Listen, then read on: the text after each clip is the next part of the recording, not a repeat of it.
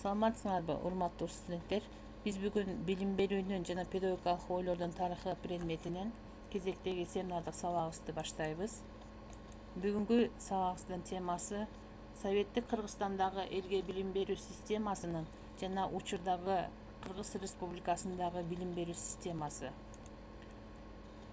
Бүгүнкү сабагыбыздын планы Советтик Кыргызстандагы билим берүү системасынын түптөлүшү жана өнүгүшү, учурдагы дүйнөлүк билим берүү процессинин өнүгүү тенденциялары, Кыргыз Республикасынын билим берүү системасындагы өзгөчөлүктөр. Биз бул тема боюнча лекциябызда маалымат алганбыз. Бирок ошентсе дагы бүгүнкү семинардык сабагыбыз башка сабактардан бир аз өзгөчө.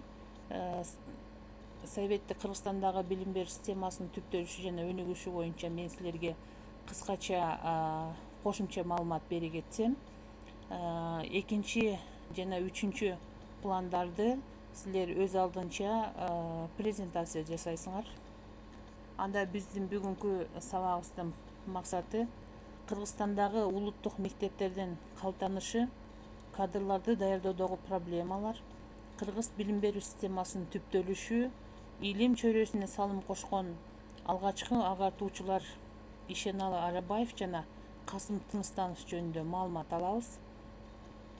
Учурдагы дүйнөдөгү билим берүү процессинин өнүгүүсүндөгү башкы тенденциялар, дүйнөдөгү педагогикалык адистерди даярдоо системалары жана билим берүүнүн сапаттык проблемаларын талдайбыз. Кыргызстандагы билим берүүчү орто кесиптик жана жогорку окуу жайларындагы окутуунун жаңы методдору, мугалимдин статусун жана педагогикалык кесиптик кадыр-барк проблемаларын анализдейбиз. Алгачкы орто кылымда ислам дини, башкача айтканда Куран китебин окутуп, үйрөтүү максатында диний мектеп медреселер ачылган. Башталгыч окуу жайы болгон мектептер балдардын ара тамгасында сабаттуулугун жоюп, Куран окууга үйрөтүшкөн. Өз учурунда мындай мектеп медреселерден окуп билим алган улуу ойчул, философ, педагог, психолог, данышман акын бабабыз Жусуп Баласагын менен Махмуд Кашкаринин биздин күнгө чейинки жазма эмгектери баарыбызга маалым. Жусуп Баласагындын 1069-70 жылдары жазылган Куттуу билим дастаны менен Махмуд Кашкаринин Диване Лугат Ататүрк, түрк сөздүгүн жыйнак аттуу эмгектери бизге белгилүү.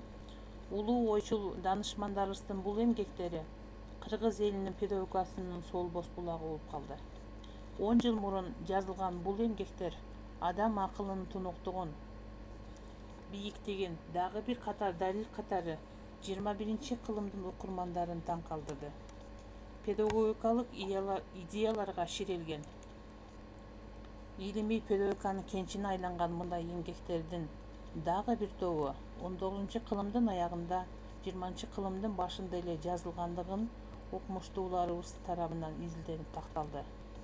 19 кылымдын жарымында мектеп медреселери ачылып, жаңы усулдагы мектептердин окуу программасы, окутуу методдору боюнча балдарга билим берүүдө эски мусулман мектептеринен айырмаланып прогрессивдүү болгон. Бай манап соодагерлерди колдоого алып, мектептерде окуган балдардын саны көп болгон. Анткени окутуу өз эне тилинде жүргүзүлгөн. 19 кылымдын аягы, 20 кылымдын башында кыргыз көчмөн элибиздин көбүрөөк отурукташкан жерлеринде диний мектеп медреселердин сабатсыздыгын жоюу менен Куранды чечмелеп окуган, бирок кийинчерээк пайда болгон орус түзем мектептери түзүлгөн. Эл арасында агартуучулук иштерин жүргүзгөн жана жазып калтырган эмгектери бизге чейин жеткен белгилүү инсандарыбыз Молдо Нияз, Молдо Кылыч Шамыркан уулу, Нурмолдо, Осмоналы Садык уулу, Белек Солтоноев, Тоголок Молдо, Ишеналы Арабаев, Касым Тыныстанов жана башкалар болгон. Улам изилденип, далилденип жаткан илимий табылгалардын натыйжалары Кеңеш өкмөтүнүн идеологиясына туура болбогондун далили катары кыргыздардын арасында каттангандар болуп, коомдун окуяларын ыр жана кара сөз түрүндө жазып калтырган сабаттуу, билимдүү болгон инсандарыбыздын болгондугу жалпыбызга маалым. Бул чек эмес. Мындан ары эл арасында тереңирээк изилдеп, үйрөнүү кыргыздардын мындай чети ойло элек илимий табылгаларын дагы толуктары бышык. Кыргыз жеринде биринчи алгачкы орус түзем мектеби 1874 жылы Караколдо, 1879 Бишкекте, 1880 жылы Токмокто жана Белогорскийде ачылган. Ошто биринчи орус түзем мектеби 1887 жылы ачылып, 11 бала мектепте окуган. Бул мектеп орус аскер кызматчысы жана ушул мектептин директору болгондуктан Баранов мектеби аталган. Ош шаарындагы орус түзем мектеби бизге белгилүү Совет милициясынын биринчи генералы Эргешалиев, коомдук ишмер Рашидхан Эшенканов жана башкалар бүтүрүшкөн. Демек, Россияга каратылганга чейин кыргыздарда диний мектеп, медреселер, жаш муундарга билим берүүчү бирден бир система болсо, андан кийин билим берүү системасында бири-бирине атаандашкан окутуунун жаңы түрлөрү пайда боло баштаган. Мектеп, медресе жана орус түзем мектептеринен окуган кыргыз жаштары Кеңеш өкмөтү орногондон кийин өздөрүнүн сабаттуулугу менен коомдук саясий иштерге тартылып, кыргыздардын социалдык, экономикалык, маданий турмушуна өзгөчө салым кошуп, алгачкы кыргыз интеллигенциясынын негизин түзгөн. Азыркы мезгилге чейин изилденип, бизге белгилүү болгон кыргыз элинин Октябрь революциясына чейинки тарыхый педагогикалык жазма илимий булактары бүгүнкү кыргыз илимий педагогикасынын уюткусу катары каралууга тийиш. Мугалимдердин кадрларын даярдоо проблеманын тенденциялары жана өзгөчөлүктөрү Кыргызстанда адегенде Бишкек, Токмок, Пржевальский, Ош, Нарын жана Жалал Абадта түзүлгөн. Кыргызстанда эл агартуунун татаал жана маанилүү маселелеринин бири бул сабатсыздыкты жоюу болгон. Эч кандай педагогикалык даярдыгы жок мурдагыдай диний мектептердин мугалимдерин, диний мектеп медреселерден окуган окуучулар Кеңеш өкмөтүнүн жаңы ачылган кайра даярдоочу мугалимдердин кыска курстарына окутулуп, сабатсыздыкты жоюу үчүн мугалимдер даярдалган. 1920 жылы 18 сентябрда калктын сабатсыздыгын жоюу жөнүндө деген декретине ылайык Түркүстан Республикасынын Эл комиссиялар совети Түркүстан Республикасынын калкынын сабатсыздыгын жоюу боюнча мектеп иштей баштаган. Күндүз жумуш иштеп, андан жумуш аяктаган соң окушкан. Орто Азиянын жазуусунун латын алфавитине өтүшү бир катар себептеринин ичинен сабатсыздыкты жоюуну тездетүү негизделген. Ошондой эле эски мектепти, башкача айтканда окутуунун диний мазмунун сүрүп чыгаруу, жаңы советтик мектепти ачуу болгон. Академик Измайлов Туташ сабатсыздыктын агартуунун туу чокусуна карай деген китебинде бул жагдайлар боюнча бир катар кызыктуу фактылар келтирилген. Мектептерди уюштурууга кеңири эл массасын тартуу үчүн жер-жерлерде элге билим берүү советтери түзүлгөн. Ага коомдук мугалимдер, ата-энелер кеңешинин өкүлдөрү кирген. Кыргызстанда 1918 жылы 18 майда биринчи Бишкекте, 20 майда Ошто билим берүү совети түзүлгөн. Бул жылдары мектепте материалдык жардам көрсөтүү боюнча белгилүү иштер жүргүзүлгөн. Кыргызстанда биринчи педагогикалык 6 айлык курстар ачылып 1919 Бишкекте 95 киши бүтүргөн жана Пржевальскийде 60 киши аяктап, анын ичинен 10 аял кыргыз мугалимдерин бүтүрүп, жыл сайын ар түрдүү курстарга катышкан жана 250-300 адамдан өтүп турган.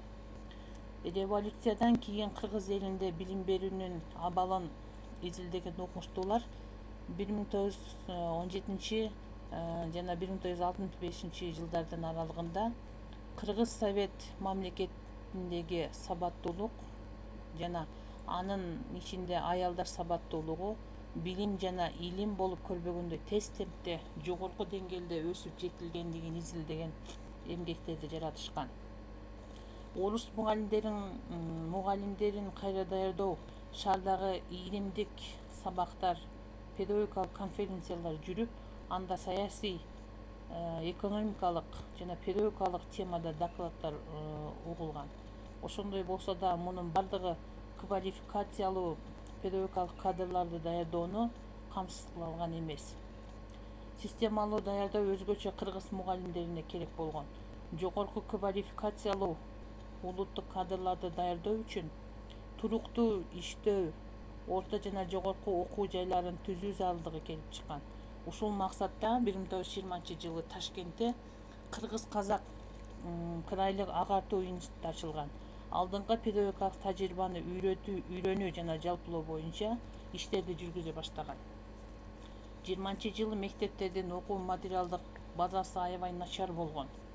Мектептерде төмөнкүдөй картина пайда болгон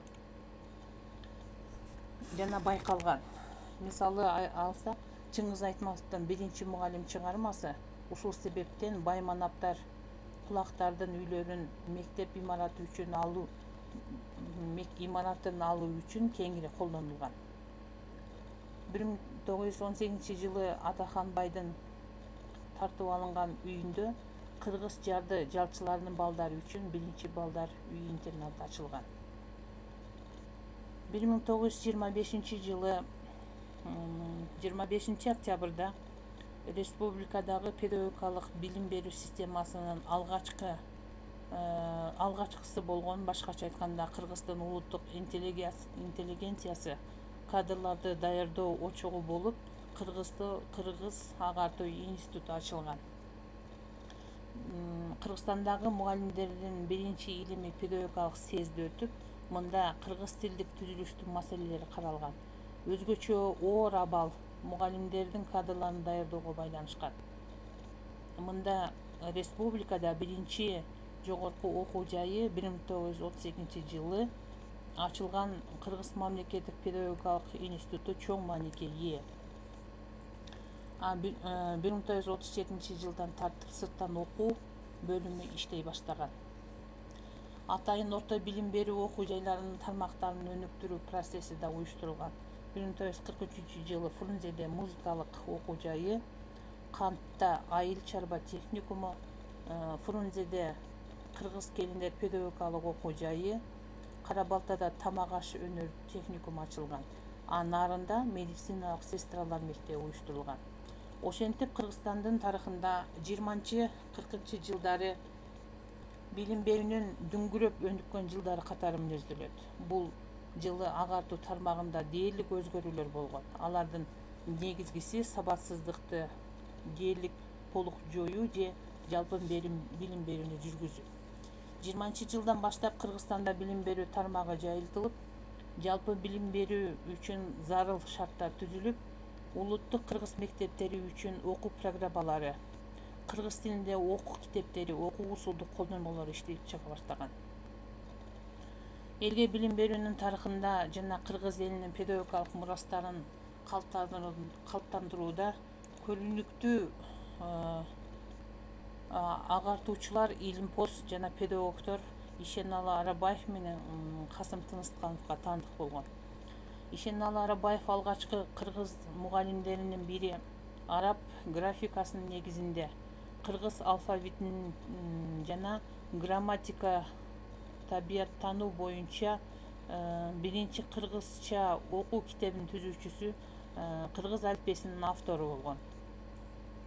Ал 1882 жылы Тянь-Шанда төрөлүп, жергиликтүү орус мектебин бүтүргөн. Айыл мектебинде мугалим болуп иштеп, агартуу ишмердүүлүгүн жүргүзгөн. Анын илимге болгон чаңкоосу жана элдин турмушун билим берүү жолу аркылуу өзгөртүүгө аракеттенген. Арабаев Казандан кыргыз тилиндеги эң биринчи өзү алгы сөз жазуу менен жазгыч акын Молдо Кылычтын Зилзаласын чыгарган. 1912-жылы Оренбургда жазуу эрежелеринин негизин чыгарып, 35 беттен турган китепче болуп, анда жазуу эрежелери, каллиграфия, тамгаларды кооз жазуу үлгүлөрү берилген. Бул окуу куралы араб алфавитинин негизинде сабаттуулукка ээ болгон окуучуларга арналган. Ал белгилүү казак агартуучусу жана саясий ишмер, Алаш партиясынын лидери Ахмет Бектурсунов менен жакын болгон. 1922-жылы 24-жылдарда ал Түркүстан агартуу комиссариатында иштеп, кыргыз комиссиясын жетектеген. Өзүнүн чыныгы патриотту катары Манас эпосун изилдөөгө жана жазып алууга көп күч жумшаган. Алгаш жетектеген илимий комиссия кыргыз тилинин алфавитин түзгөн. Баштангыч класстарынын окуучулары үчүн алифбени, окуу жана усулдук окуу куралдарды, сабатсыз чоң адамдар үчүн окуу китеп иликтеп, мугалимдер үчүн окуу услугдарды даярдаган. Элдик өзеки чыгармаларды чогултушкан, жазып алып чыгарышкан. Кыргыз терминологиясынын маселелерин изилдешкен. Кыргыз тилинде газета чыгарган. Арабаев кыргыз алфавитин жана алифбесин түзүп, ал усулдук жактан жасалынган жана көрсөтмө каражаттар менен жабдылган. Ал жаштардын билим берүү умтулуусуна өзү үлгү болгон. Ал айыл кыздарын, жаштарды окууга, билим алууга чакырган.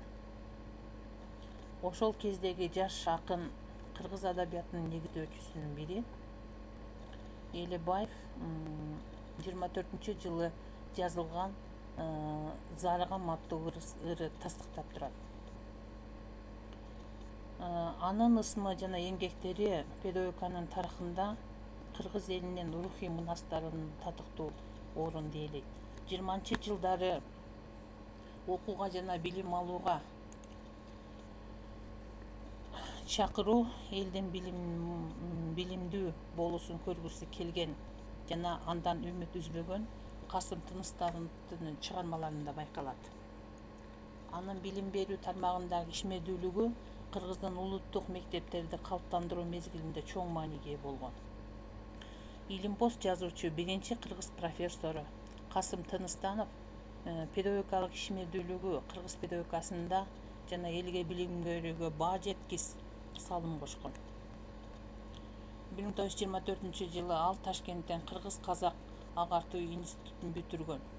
Кыргыз автономиялуу областынын академиялык борборунун төрагасы болуп калган. Билим берүү тармагында анын көп ишмердүүлүгүн көрүнүктүү орунду ал даярдаган китептери, окуу куралдары, сөздүктөр жана кыргыз тилиндеги грамматикасы ээлейт. Профессор намын кыргыздардын ичинен эң биринчи Касым Тыныстанов алган. 1937-жылы ал жалган жалаа менен камалып, 1938-жылы акталган. Бирок кылмышы жок болгондуктан өлгөндөн кийин акталган. Анда эмесе сабагыбыз, биринчи планыбыз аяктады. Калган тапшырмалар силерге түшүнүктүү болсо, саламатта калгыла, урматтуу студенттер.